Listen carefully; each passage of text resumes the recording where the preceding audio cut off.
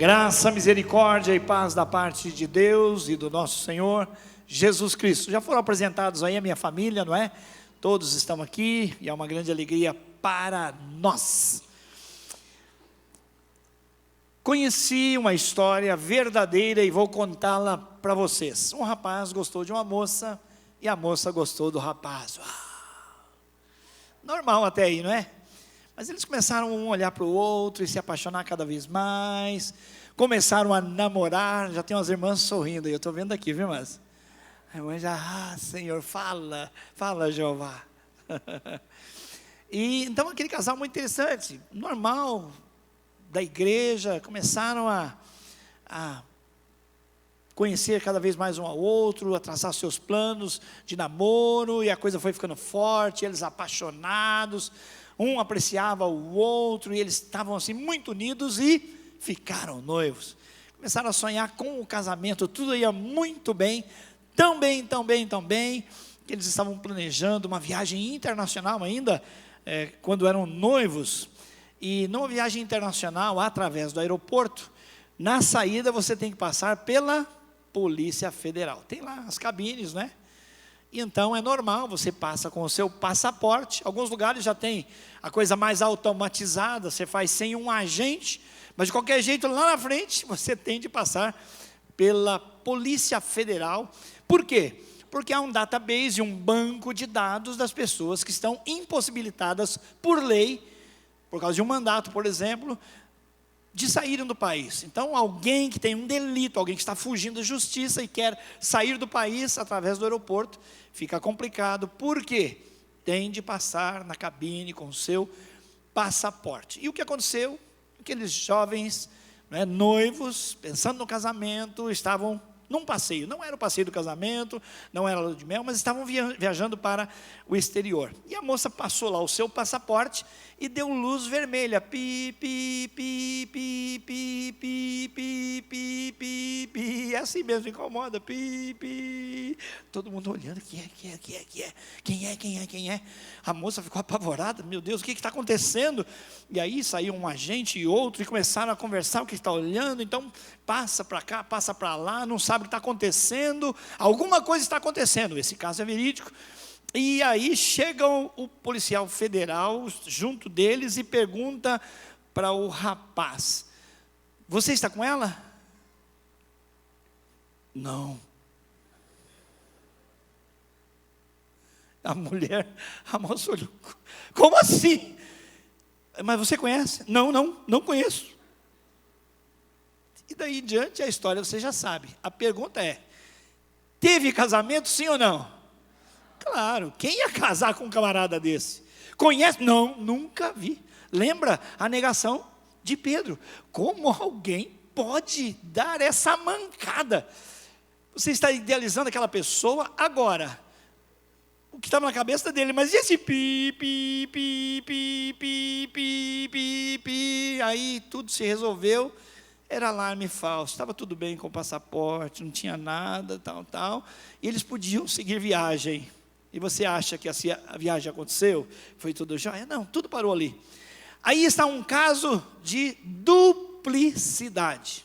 Eu acho que ele pensou: ela não é quem eu estava pensando. E ela teve certeza de que ele não era quem ela estava precisando para ter como marido. O noivado se desfez. Dura essa realidade, você passar um tempão com uma pessoa e no fim da vida descobrir que não era exatamente aquela pessoa. Houve uma duplicidade. O ditado diz duas caras. Para alguém é assim, para outro alguém é assado. Por incrível que pareça, irmãos, na Bíblia nós temos o caso do povo de Israel, o povo de Deus, que era um povo de duas caras.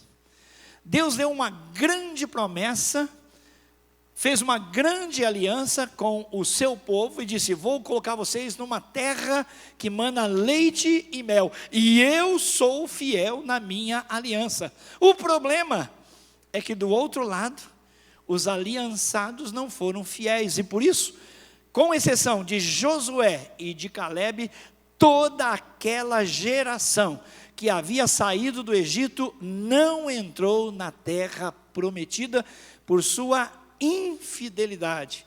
Teve duas caras, teve duplicidade na sua vida diante de Deus.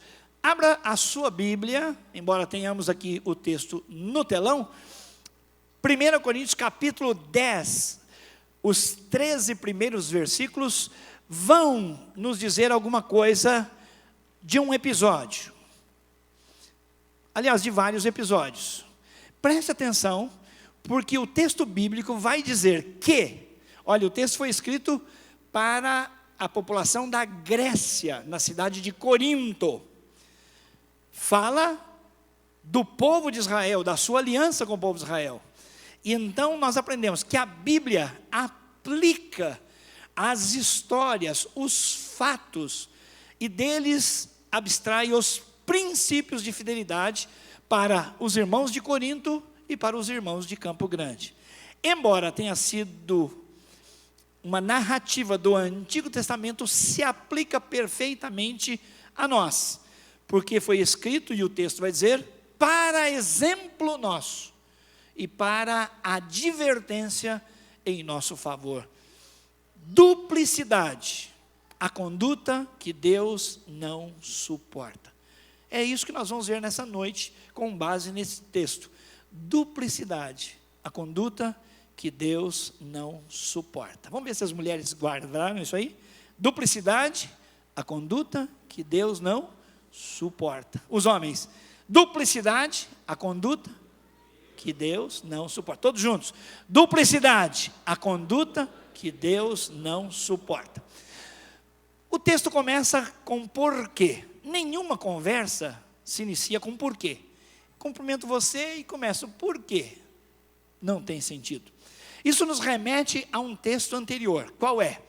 O apóstolo Paulo está falando que ele tem a obrigação de pregar o evangelho e trazer pessoas para Jesus. E que os cristãos são como atletas, que têm de ter esforço, esmero, disciplina, persistência para ganharem a corrida da vida cristã. Dizendo que um só numa maratona ganha o prêmio, mas nós cristãos, nós discípulos de Jesus, todos podemos ganhar o prêmio. E aí Paulo fala de si mesmo, é o seguinte: eu como atleta também preciso fazer a minha parte. Por quê? Porque o atleta, se estiver, por exemplo, com doping, vai ser desqualificado. E eu, depois de pregar tanto, de falar tanto, preciso cuidar de mim mesmo para que eu também não seja desqualificado.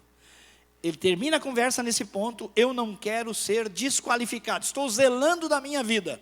E entra aqui. Então, eu estou zelando para não ser desqualificado, pois não quero, irmãos, que vocês ignorem o fato de que todos os nossos antepassados, note a palavra todo, vai repetir muitas vezes. Não quero, irmãos, que vocês ignorem o fato de que todos os nossos antepassados estiveram sob a nuvem e todos passaram pelo mar.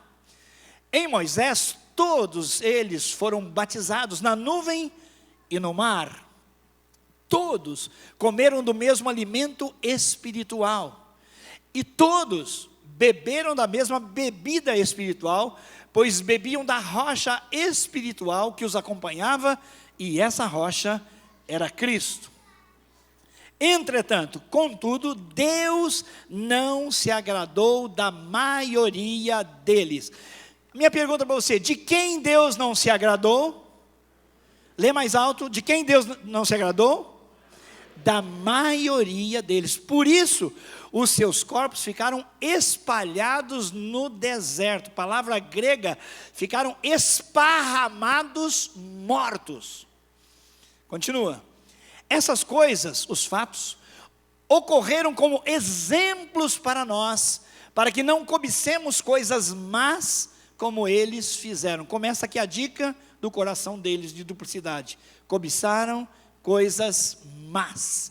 Não sejam então idólatras, como alguns deles foram, conforme está escrito: o povo se assentou para comer e beber e levantou-se para se entregar à farra. Tudo começou com idolatria. Não pratiquemos imoralidade, e é sexual, como alguns deles fizeram, e num só dia morreram 23 mil debaixo de praga, por causa de imoralidade sexual. Também não devemos pôr o Senhor à prova, testar o Senhor, como alguns deles fizeram, e foram mortos por serpentes. Muitos foram mortos. E não se queixem, não murmurem, como alguns deles se queixaram e foram mortos pelo anjo destruidor. Eles se queixaram, eles reclamaram, e o Senhor enviou um anjo destruidor e matou a muitos. Essas coisas, fatos, aconteceram a eles como exemplos, e foram escritas como advertência para nós, sobre quem tem chegado o fim dos tempos. Assim, concluindo, aquele que julga, uma tradução dispensa, aquele que pensa, que julga estar firme, cuide-se. Para quê? Para que não caia. Não sobreveio a vocês tentação que não fosse comum, normal, aos homens, às pessoas.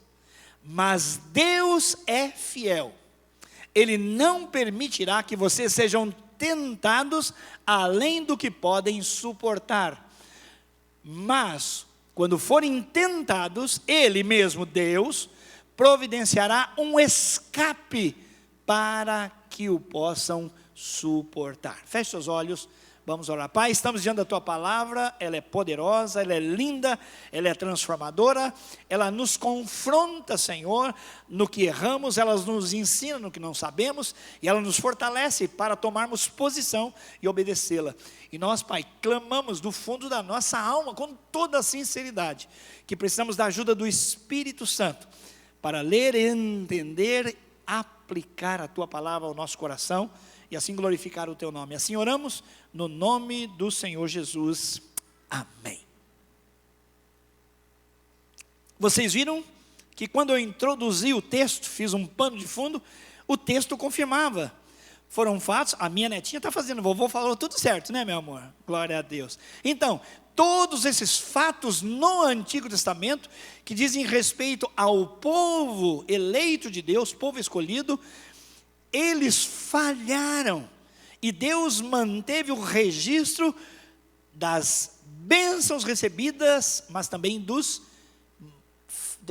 atos falhos, dos pecados deles, para que isso servisse de exemplo para nós, e advertência em nosso favor, para que nós também não perdêssemos a nossa bênção. Por quê? Porque eles foram duplos de coração, e Deus não quer que você e eu aqui em Campo Grande caminhemos na nossa vida com duplicidade de coração. Aquilo que aconteceu com o casal do rapaz dizer, olha, não conheço, foi uma mancada. Mas a Bíblia diz que Deus vai fazer a mesma coisa. Alguns que operaram sinais, maravilhas, curaram enfermos, expulsaram demônios, fizeram coisas lindas aos nossos olhos para Deus, vão querer entrar no céu e o Senhor vai barrá-los. E eles dizem, Senhor, Senhor, e o Senhor vai dizer, não conheço a cara de vocês. Como assim? Eles falam, como assim? Nós pregamos em teu nome, expulsamos o demônio, fizemos sinais, maravilhas. Não conheço a cara de vocês. Vocês me chamam Senhor, Senhor, e não fazem o que eu vos mando. A duplicidade de coração, irmãos, tem a ver com a nossa desobediência, a nossa afronta à autoridade de Deus sobre a nossa vida. Ele nos elegeu, Ele nos escolheu, nos deu a garantia de sermos chamados filhos dEle, de nos receber no céu para sempre. Mas enquanto o céu não chegar, temos aqui um deserto, temos uma trajetória, e Deus espera que nós sejamos zelosos, sejamos fiéis, e não ao contrário, tenhamos uma conduta dupla, porque duplicidade é uma conduta que Deus não suporta. Você não suporta. Quem de vocês aqui suporta permanentemente a conduta dupla de alguém? Nós não. E o nosso Deus que é santo? Pois bem, isso foi escrito para nosso exemplo e para nossa advertência, está no texto. Vamos então descobrir 3 advertências nesse texto, para que nós façamos um check-up, para que nós façamos um escaneamento. Vamos passar a nossa vida em scanner agora, para ver se localizamos alguma contradição e algum sinal de duplicidade em nós. E creio no nome de Jesus, que todos nós seremos fortalecidos e vamos reafirmar a nossa aliança com o Senhor. Amém, meus irmãos? Quem quer reafirmar a sua aliança com o Senhor, diga: eu quero. Amém. A primeira advertência está nos versículos de 1 a 6. Ele fala: todos eles passaram debaixo da nuvem e passaram pelo mar.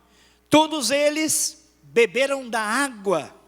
Todos eles comeram de um pão espiritual. Está fazendo referência ao fato de quando o povo de Deus saiu do Egito, o exército veio atrás para levá-los cativos novamente. Lembra disso? Quando eles chegaram na beirada do Mar Vermelho, eles ficaram apavorados e disseram: e agora? Montanha de um lado, montanha de outro, o mar diante deles e atrás um exército furioso. E Moisés fala: e aí, Senhor? E aí o Senhor fala para Moisés: e aí, Moisés? Para que está clamando a mim? Manda o povo que marche, passa por cima do mar. Como assim, Senhor? E ele, então, orientado por Deus, usou a vara e o mar se abriu. Isso foi o que Deus fez em favor daquele povo.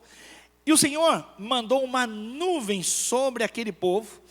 A nuvem para a frente projetava luz para os israelitas saírem do outro lado do mar.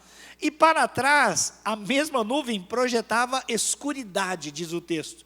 E eles não se enxergavam, os inimigos não se viam. E eles se enrolaram todos, e os judeus passaram a pés enxutos pelo mar, saíram de um lado do outro lado. Então todos foram imersos naquele ambiente da nuvem, entendeu? A palavra é baptizo de imersão, mas não é uma imersão de batistério, é uma imersão no cenário. Todos foram batizados na nuvem e no mar, e todos comeram do maná. Lembra-se que Deus deu maná para que eles comessem durante 40 anos? Lembra que Deus mandou que Moisés ferisse a rocha, e depois falasse com a rocha, e a rocha desce água? Pois é, esses milagres maravilhosos aconteceram com eles. Entretanto, diz o texto, contudo, apesar de serem tão abençoados, eles foram infiéis e pecaram contra o Senhor. A advertência é: não siga a multidão. Não siga a multidão. A multidão é mau exemplo. Sempre que você diz: olha, eu faço, mas todo mundo faz, você está lascado. Por quê? A sua referência é todo mundo.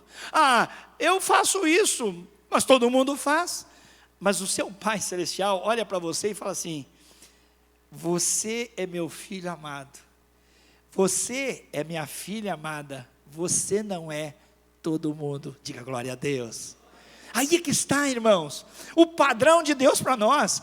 Nós não somos todo mundo, aleluias, glórias a Deus. Fomos lavados, transformados pelo sangue de Cristo lá na cruz. Somos nascidos de novo, somos pessoas diferentes. Desde a eternidade, Deus nos planejou, Deus nos projetou para isso, para sermos conforme a imagem do seu Filho Jesus Cristo. O nosso padrão é Jesus Cristo. Então, ao invés de eu dizer: não, mas todo mundo faz, eu devo perguntar: Jesus faz?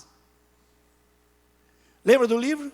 Nos meus passos, o que faria Jesus? Nessa situação, nessa decisão, o que Jesus faria? É isso aí. 4 pecados são mencionados aqui, que aquela multidão cometeu. O primeiro tem a ver com o tempo em que eles estavam vivendo. Mas o mais importante é saber que você não deve seguir o exemplo da multidão. Lá onde você trabalha, muita gente faz muita coisa, você não deve fazer. Lá onde você estuda, muita gente faz muita coisa, pensa muita coisa, você é diferente. Lá na sua família, talvez, que não conhece o Senhor, muitos dizem, pensam, agem, e você é diferente. Por quê? Porque a multidão não é exemplo para você. A primeira advertência é: não siga a multidão não é boa referência, não é boa companhia. Alguém já disse: vox populi, vox Dei. A voz do povo é a voz de Deus. Mentira! A voz da Bíblia é a voz de Deus. Lembra-se quando a multidão, olhando para Jesus e olhando para Barrabás, escolheu errado? Nós vamos fazer o que com Jesus? Crucifica, crucifica. E o Barrabás? Não, deixa livre, é criminoso, homicida. Mas é Jesus, crucifica, crucifica. Mas ele não fez mal nenhum, crucifica, crucifica. Gente, eu estou vendo, eu investiguei, não tem nada nele contra a lei. Crucifica, crucifica, crucifica. E aumentava o volume. Por quê? Porque a multidão, ela não garante que você está fazendo a coisa certa.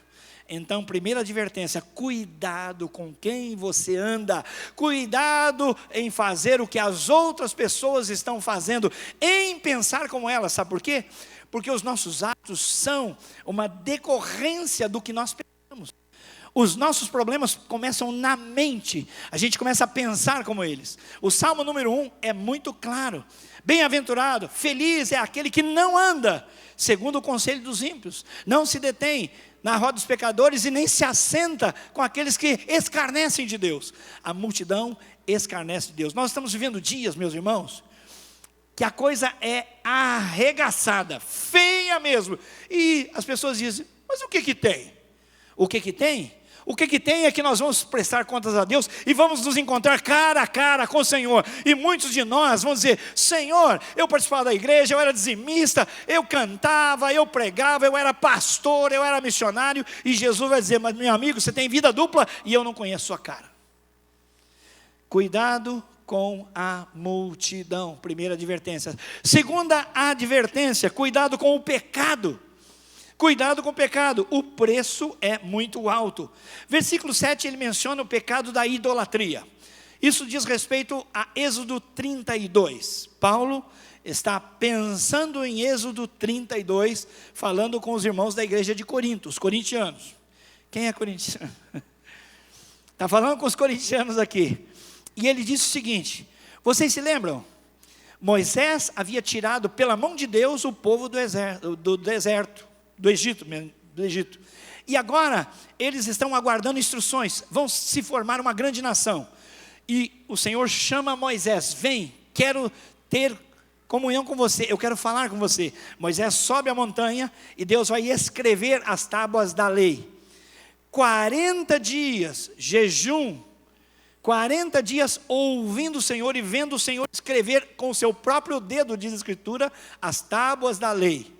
Lindo, não é verdade? É uma vida inspirativa de Moisés, sim ou não? E o povo, onde estava? Olhando o relógio, 1 dia, 2 dias, 1 semana, 2 semanas, 3 semanas, 40 dias. Acabou o nosso projeto. Acabou o projeto. E agora nós precisamos fazer alguma coisa. Arão, o pastor auxiliar de Moisés, era o Arão. E ele estava com o povo, e ele disse assim: olha, Moisés foi estar com o Senhor, não temos nada ainda, mas ele virá. O povo: não, negativo, não dá mais para esperar, olha a fria que vocês nos meteram, agora o que nós queremos é um ídolo, faz para nós um ídolo. Olha só, meus irmãos, quanto podemos aprender. Primeiro, quando o homem de Deus não está com o Senhor, ele está no melhor lugar, e o pessoal está julgando: cadê, onde está? E a liderança dele, a responsabilidade, onde está? E ele está com o Senhor. Então tome muito cuidado quando você fala de alguém que está com Deus. Segundo, não coloque ninguém no lugar desse líder, porque você não tem para onde ir, muito menos levante um ídolo. Olha só, aquele povo que foi liberto. Aliás, é muito importante isso. Quantas foram as pragas no Egito?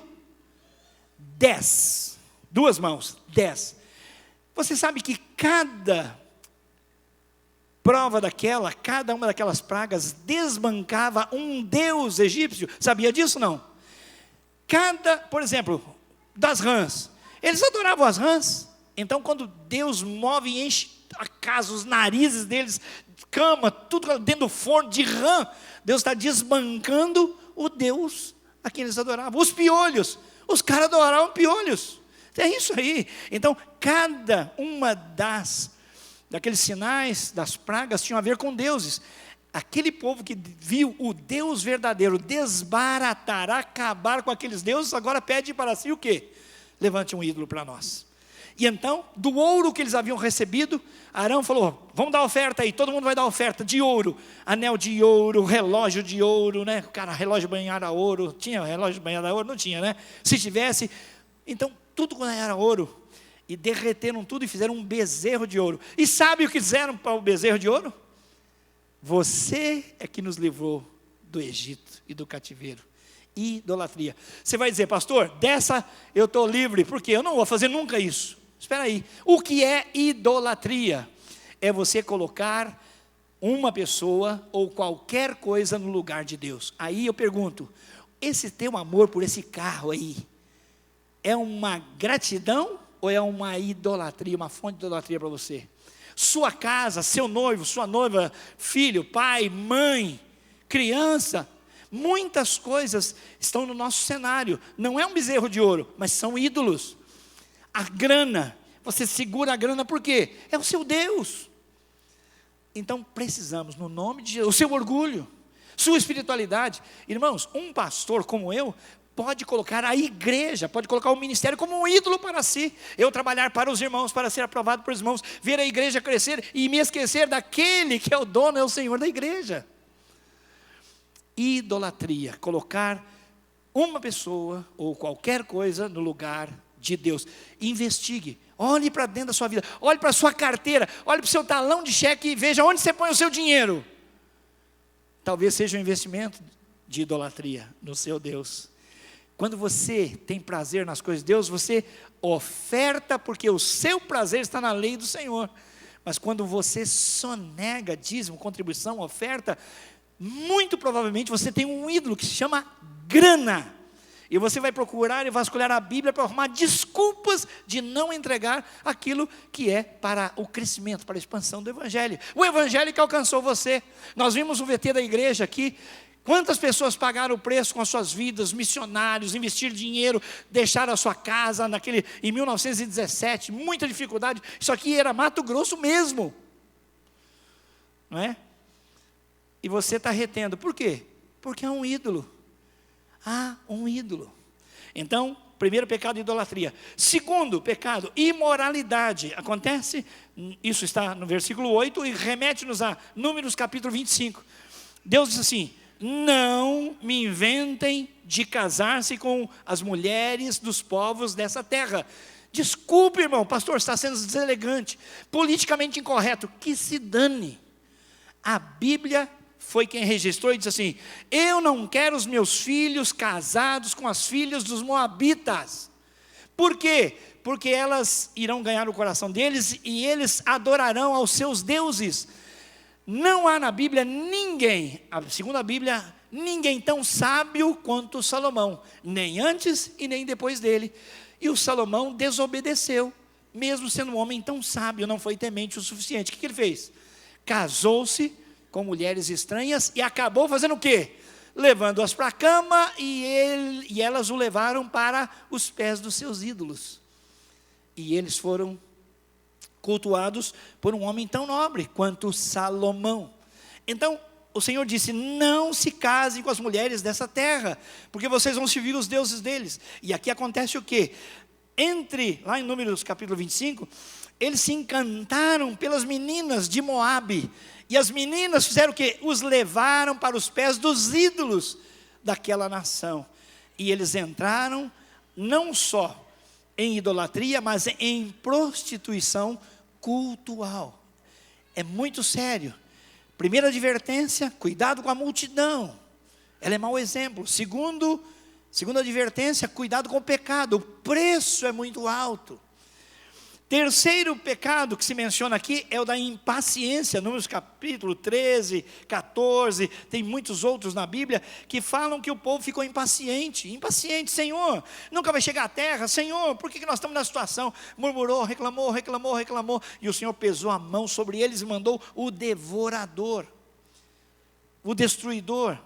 Menciona o pecado da murmuração. O povo murmurou contra Deus. Puxa vida, a gente era escravo lá no Egito, mas pelo menos a gente tinha panelada de carne, a gente tinha muito legumes, a gente tinha fruta, a gente tinha vida boa lá, mesmo sendo escravos. Olha só, eu aqui servindo a Deus, sendo liberto por Deus, tendo saudades do tempo de escravidão. Se eu pudesse ir no carnaval, cara, agora eu sou crente, não posso ir no carnaval. Aquela bebidinha, aquilo outro. Meu irmão, quando você tem saudade do Egito, Tome cuidado, porque o pecado tem um custo muito alto. Nós sabemos, meus irmãos, que Deus é zeloso, que Deus é cuidadoso conosco, e o que Ele quer é que nós nos pareçamos com Ele. Por isso, longe da maioria, você é filho, você é filha de Deus, longe do pecado, porque o pecado tem a sua conta.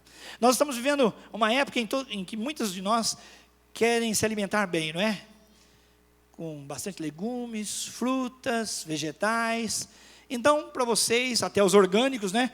Pensa numa salada linda, coisa boa. Se bem que essa hora a pizza é melhor, né, irmão? Não. Pensa aquela salada linda. Assim é o pecado, lindo, apetitoso. E o fundo, veneno. Cara, como o pecado é legal. Cara, aqueles 5 minutos. Cara, aquela noite. E depois a destruição da sua vida. Cuidado com o pecado. O custo do pecado é muito alto. Duplicidade é a conduta que Deus abomina, que Deus rejeita, que Deus não suporta. E Deus não quer isso para você nem para mim. Primeira advertência é não seguirmos a multidão. Não é porque fazem que iremos fazer. Somos mais do que vencedores, somos especiais, filhos de Deus chamados para a santidade. Segundo, o pecado. Cuidado com o pecado, porque o pecado nos enrola e tem um custo muito alto. Você peca hoje e a promissória vai voltar, pode ter certeza. Terceira e última advertência, é muito interessante, vou ler até o texto para você. Acompanha comigo o versículo número 12. Aliás, vamos pegar até do 11 para fechar bem o conceito. Essas coisas aconteceram a eles como exemplos e foram escritas como advertência para nós sobre quem tem chegado o fim dos tempos. Olha só, você está no tempo do fim. Jesus está batendo a porta, é isso aí. Assim, versículo 12, olha, perceba bem, aquele que julga estar em pé, algumas traduções dizem, aquele que pensa estar em pé, então há aí um julgamento, você está julgando a si mesmo, então não se engane no julgamento a respeito de você, olha só, não se engane, aquele que cuida estar em pé, aquele que pensa estar em pé, julga estar em pé, cuide-se para que não caia. Então, você pensa que está em pé, mas pode não estar tão firme. Olha só a receita do bolo. Não sobreveio a vocês tentação que não fosse comum às pessoas. É normal, todo mundo passa por esse tipo de tentação. Mas Deus é fiel. Ele não permitirá que vocês sejam tentados além do que podem suportar. Mas, quando forem tentados, Ele mesmo lhes dará um escape para que possam suportar. Aqui está a terceira advertência. Não se engane. Deus é fiel e ninguém é fraco demais. Vamos repetir? Terceira advertência, não se engane. Deus é fiel e ninguém é fraco demais. Vou repetir. Tenta pegar o raciocínio, está aí no texto. Não se engane, porque ele diz assim, se você está se julgando, não se engane sobre esse julgamento. Não se engane. Deus é fiel, o texto falou. E ninguém é fraco demais. Por quê? Porque quando você fica com essa desculpa esfarrapada, olha, a tentação foi mais forte do que eu. Mentira, cabra safado. Cabra safado. Sendo homem ou mulher, cabra safado, que a Bíblia está dizendo, Deus não dá tentação maior do que você pode suportar. A minha netinha não pode vir aqui e falar assim, Babi, dá para você levar esse piano lá fora para o vovô? Não dá, por quê, meu amor? Porque é muito pesado. Simples, né, gente? Deus não dá para você uma coisa que você não pode suportar. Ele é zeloso. Então, quando eu e você pecamos, sucumbimos, cedemos à tentação, isso é erro nosso, porque Deus é fiel. Por isso, não se engane, Deus é fiel e ninguém é fraco demais, porque Deus não dá tentação, não permite tentação superior às suas forças para dar conta dela. Deus é maravilhoso. Isso significa, meus irmãos, que nós decidimos errar a despeito de Deus. Nós viramos as costas para Deus, Ele está dizendo, não faz que eu te ajudo. Só que você e eu cedemos à tentação. A receita para isso está em Tiago. Tiago diz assim, quando alguém for tentado, não diga que é tentado por Deus, porque Deus a ninguém tenta e Ele próprio não pode ser tentado. Tiago continua, o que acontece é que há no seu coração a concupiscência, o gostinho do pecado. E você começa a flertar com o gostinho do pecado. E esse gostinho do pecado vai tomando o meu coração, a minha mente, e então nessa progressão eu acabo cedendo e cometo o pecado, e o pecado gera morte. Meus irmãos, Deus quer que a gente passe a nossa vida em revista. E esse negócio de cair sempre nos mesmos pecados, falar, eu sou fraco, eu sou fraco porque não tomei posse de uma providência divina, a fidelidade de Deus. Ele disse, eu sou fiel, não vou deixar você entrar numa enrascada, eu te dou forças para você poder suportar. E aí você é que tem que tomar a decisão. 3 advertências. Primeira, cuidado com a multidão, ela é mau exemplo. Segundo, cuidado com o pecado, o custo, o preço é caro demais. Terceiro, não se engane, Deus é fiel. Se você e eu não estamos vencendo as tentações, é porque nós estamos escolhendo ter caminho duplo. Duplicidade, Deus não suporta. Feche seus olhos, comece a investigar na sua vida agora. O que é que se passa com você? Quem é você quando ninguém está olhando? Quem é você? Porque ninguém conhece os seus pensamentos, suas fantasias, suas taras. Quem é você? Deus conhece.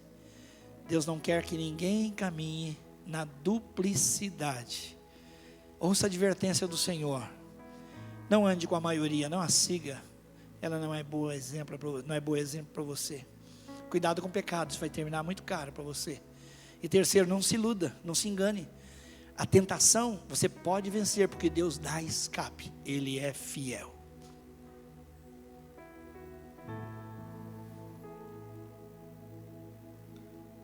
Meus irmãos, Deus foi tão claro conosco nessa noite. A palavra foi tão exposta de maneira tão clara.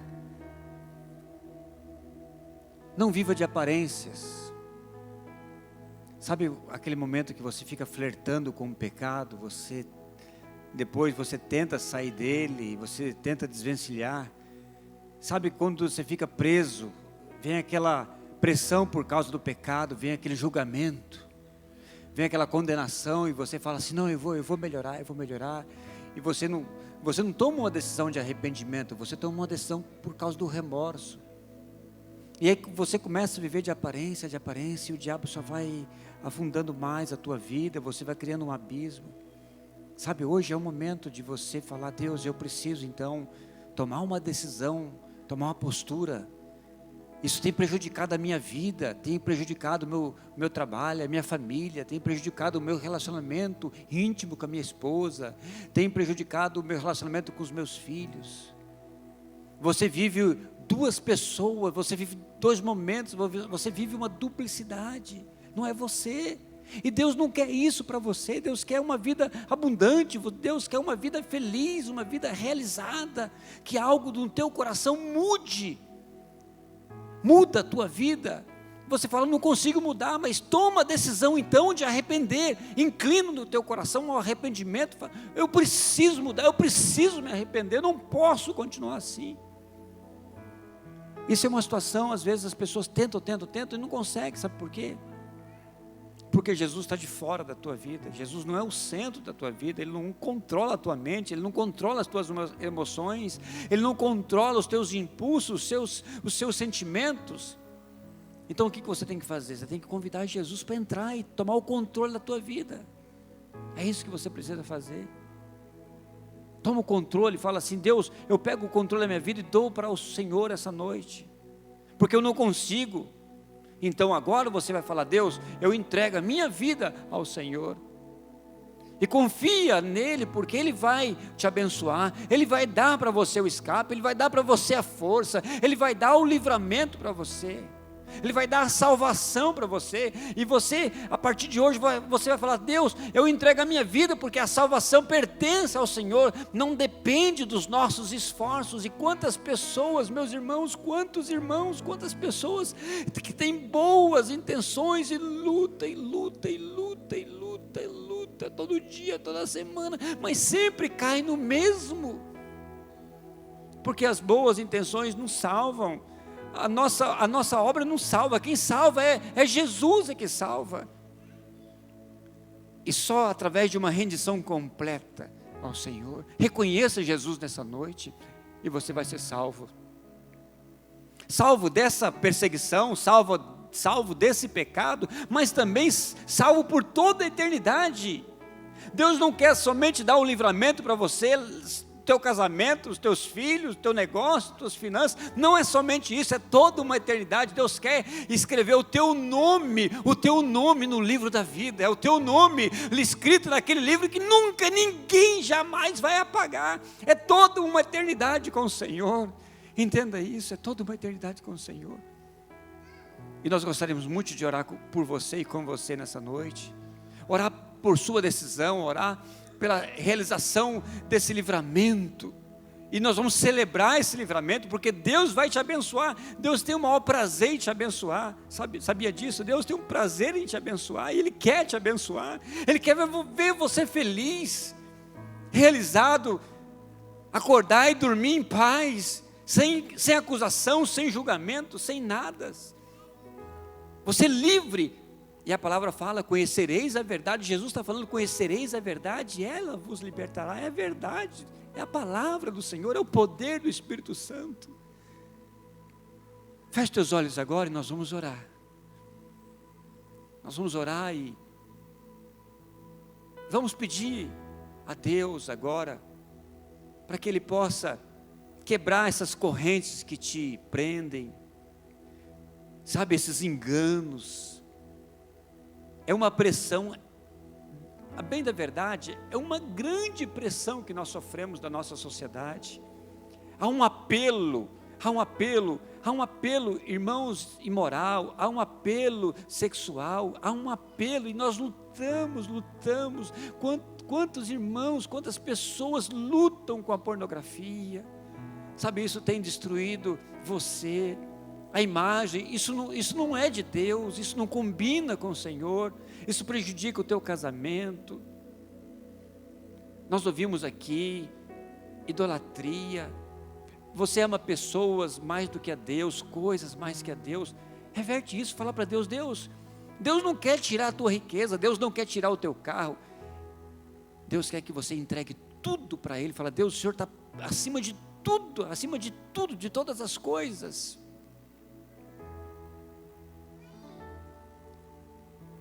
Hoje você pode mudar a sua vida. Recebe Jesus no teu coração nessa noite. Como que eu recebo Jesus no meu coração? Falando para Ele: Pai, e você pode repetir essa oração comigo, agora mesmo no teu coração. Você fala, ora para Ele, fala assim: Pai,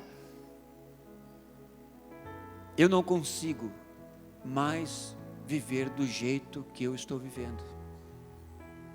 Isso é reconhecer uma condição, reconhecer que isso que você faz prejudica você, prejudica o seu casamento. Pegar coisas que não pertencem a você é furto, isso não é de Deus. Aquela situação no teu trabalho que você está fazendo, aquilo não é de Deus. Aquele relacionamento que você está tendo com aquela pessoa extraconjugal, aquilo não é de Deus. Dá um basta hoje nisso. Começou com um WhatsApp, começou com uma rede social, mas dá um basta agora, no nome de Jesus. Dá um basta, para, é a tua vida, é o teu casamento, a toda a tua eternidade. Para. Como que você vai falar? Fala para Deus: Deus, eu tenho que dar um basta nisso. E com toda a tua fé, com todo o teu arrependimento, você vai falar: Deus, Jesus, entra no meu coração, eu te aceito como meu único e suficiente. É suficiente, a morte de Jesus é suficiente, Jesus é suficiente, eu te aceito como meu único e suficiente Salvador. É só assim? É isso.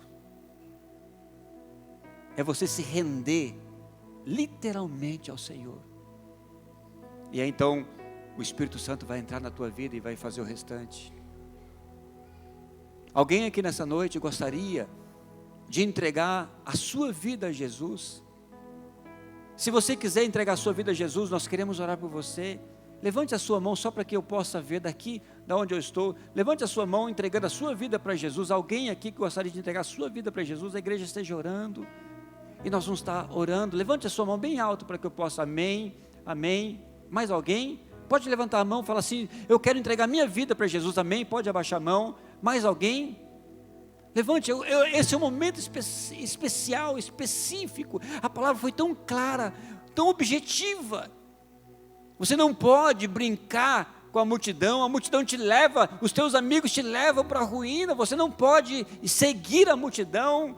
Você não pode continuar brincando com o pecado. Não brinca com o pecado. Entrega a sua vida para Jesus. Alguém mais? Pode levantar a tua mão. Alguém mais? Mais alguém? Sabe, uma vez quando eu vi a palavra do Senhor, eu estava no retiro e o pregador estava falando aquilo, e eu me identificava com aquela mensagem. E o pregador falou assim: vem aqui à frente, você que está querendo entregar a sua vida para Jesus. Eu queria entregar minha vida para Jesus, mas eu estava com vergonha. E o meu coração estava pegando fogo, meu coração estava ardendo, estava pegando fogo. E ele falou assim para mim: se o teu coração está pegando fogo e você não consegue, é porque Deus quer fazer uma obra especial na tua vida. Irmãos, eu acreditei e eu criei naquela palavra e meu coração pegava fogo. E eu não vi a hora quando meus pés começaram a sair do lugar, eu fui à frente e eu aceitei Jesus como o Senhor da minha vida. E o Senhor transformou minha vida por completo. Caí muitas vezes, pequei. Sabe, irmão, mas há um arrependimento. Eu sou filho de Deus. Você, quando aceita Jesus no teu coração, você torna-se filho de Deus pela promessa dele. Você não tem mais prazer no pecado. Você vai e confessa e Jesus te limpa, te purifica. É isso que ele quer fazer na tua vida. Seja liberto nessa noite. É com você mesmo que Deus está falando. É com você mesmo. Há mais alguém que gostaria de entregar a sua vida para Jesus essa noite? Levanta a sua mão bem alto para que nós possamos orar. Mais alguém? Amém, glória a Deus. Mais alguém? Nós vamos convidar então agora você para que venha aqui à frente. Sabe, eu sou um dos principais pecadores, como o apóstolo Paulo fala. Nós pecamos. Eu estou aqui, pastor, eu estou aceitando a minha vida, aceitando Jesus de novo. Não, eu estou me reconciliando de novo com Jesus. Cada dia nós precisamos reconciliar com o Senhor. Sabe, vem aqui à frente agora, você que levantou a tua mão, e nós queremos orar. Sai do teu lugar, vem aqui. Nós queremos abençoar a tua vida. Glória a Deus, esse jovem. Deus vai fazer uma obra especial na tua vida, meu querido. Você é muito novo ainda, Deus vai fazer uma obra especial na tua vida.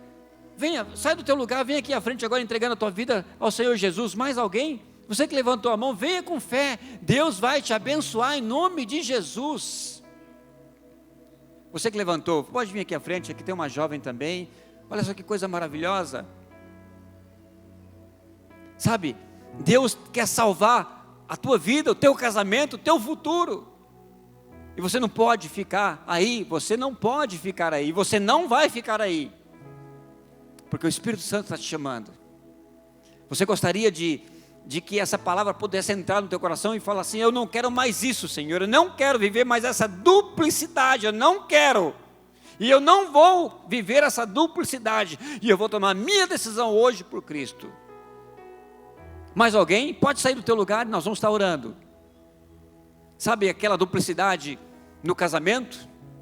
E você se considera um cristão, e você é um cristão, mas há uma duplicidade no teu coração, uma luta no teu coração, há uma luta lá no teu trabalho, há uma luta na tua casa. Irmãos, Eu quero confessar para você o seguinte: eu preciso, porque é uma luta dentro de nós, é uma luta. Nós queremos fazer o bem, mas a nossa carne nos inclina e puxa, é uma luta para a gente fazer o mal.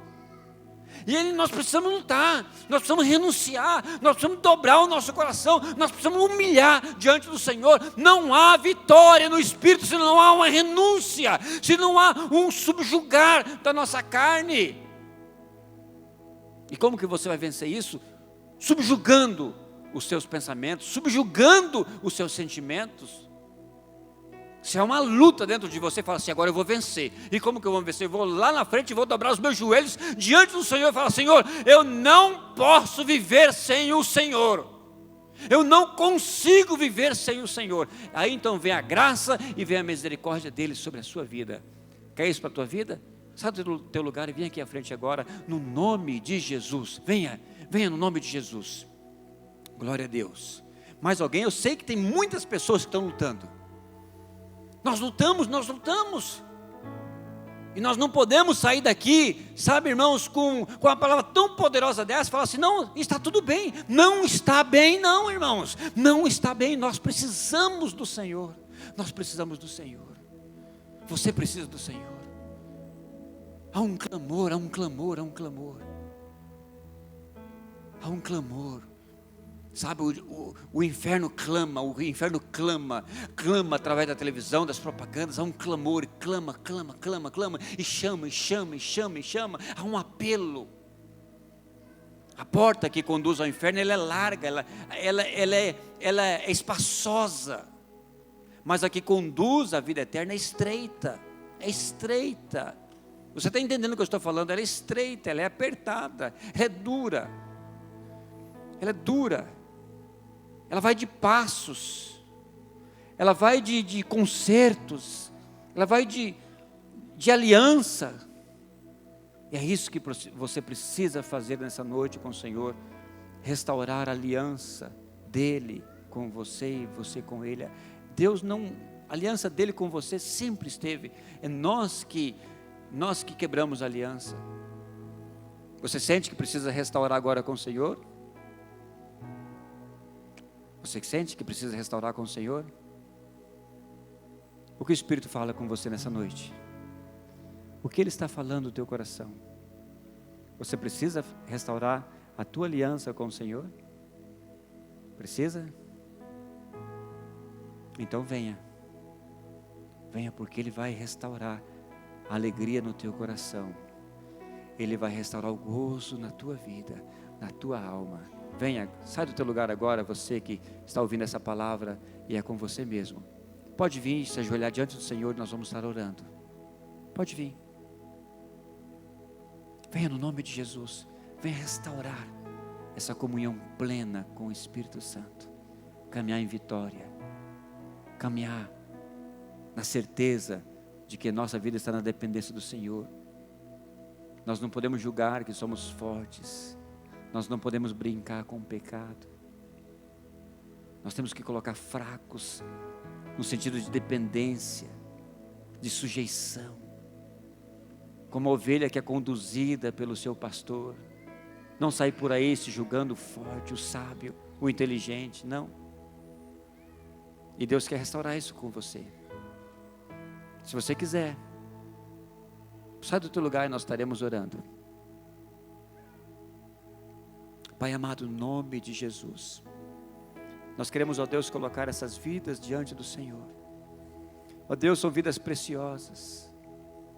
Ó Deus, são vidas, ó Deus, que o Senhor mesmo olhou para elas e derramou o sangue do Senhor por elas.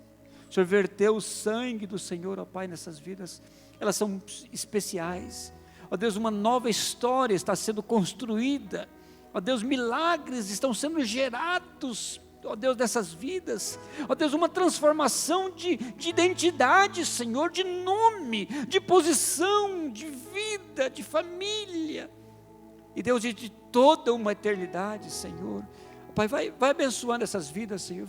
Por favor, vai abençoando. Ó Deus, vai escrevendo o nome deles, delas, ó Pai, no livro da vida, Senhor.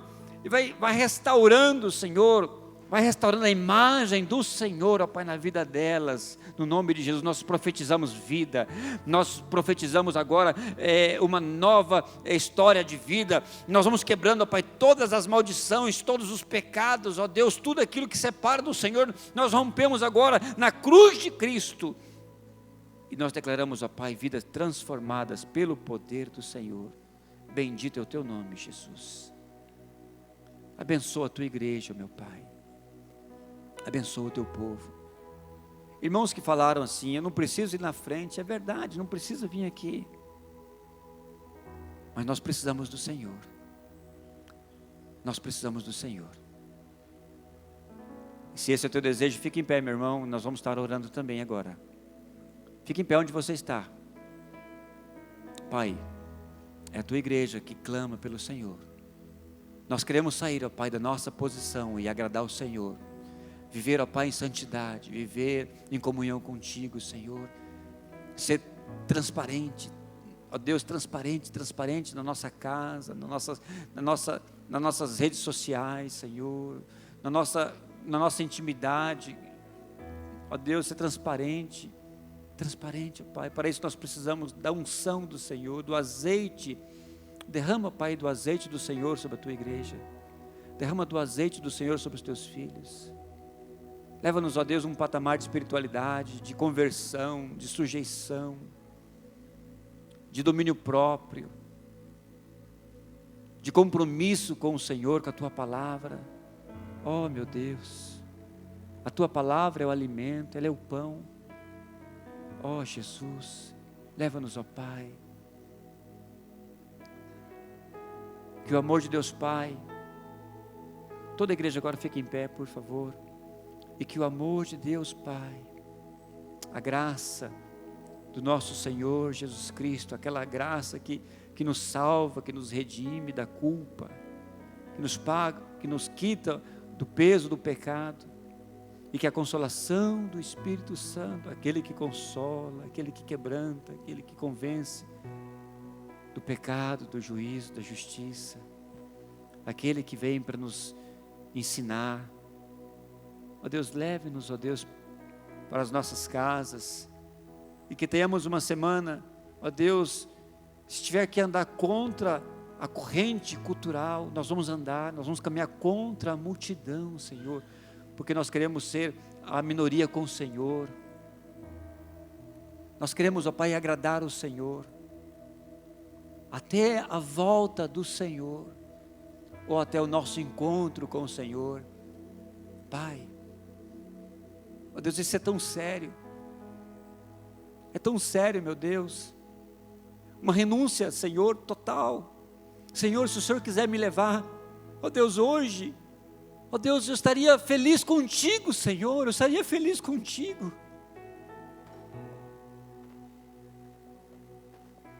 Eu sei que a Tua volta está próxima, ó Jesus, eu sei, a Tua volta está próxima. O Senhor vai encontrar a Tua noiva, Senhor, derrama do Teu sangue sobre a Tua noiva, que não saia ninguém daqui essa noite sem arrepender, Senhor, sem um arrependimento puro, genuíno. Esses irmãos estão quebrantados, estão chorando diante do Senhor, meu Deus. Ó Deus, quebranta.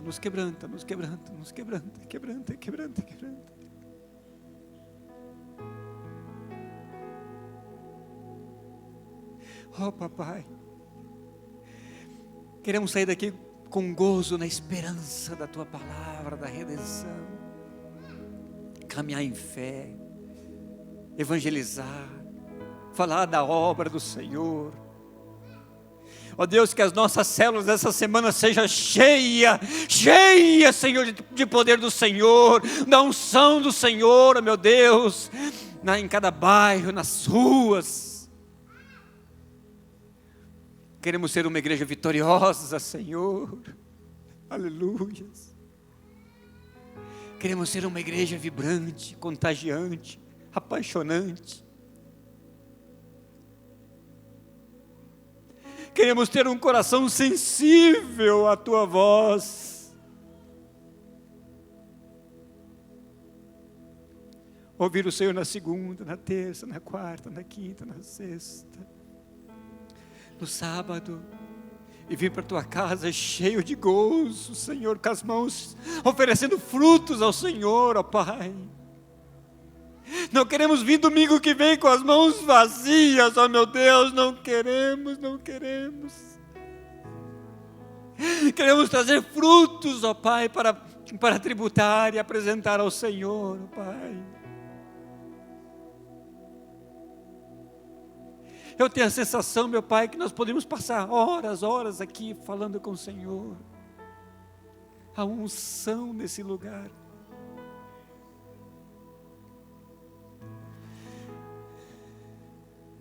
Abraça, se você está em família, abraça sua esposa, abraça os seus filhos agora. Abraça.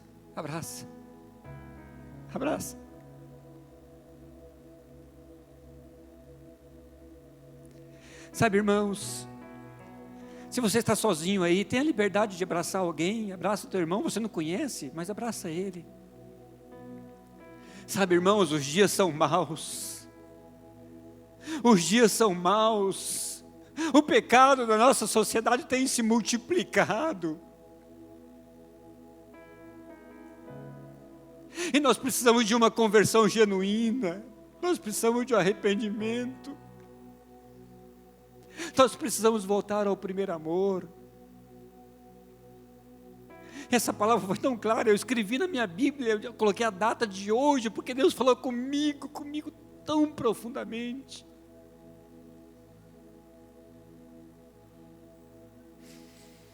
Leva isso com o teu coração nessa semana. Escreve esse dia na sua vida. De não brincar com a multidão, aqueles falsos amigos. Não brinque com o pecado. Não brinque. Tenho certeza que você vai sair daqui hoje mais que vencedor e mais que vitorioso, em nome de Jesus. Vem, Espírito Santo, e confirma isso na tua igreja, no coração do teu povo, em nome de Jesus. Amém, irmãos? Amém? Aplauda ao Senhor.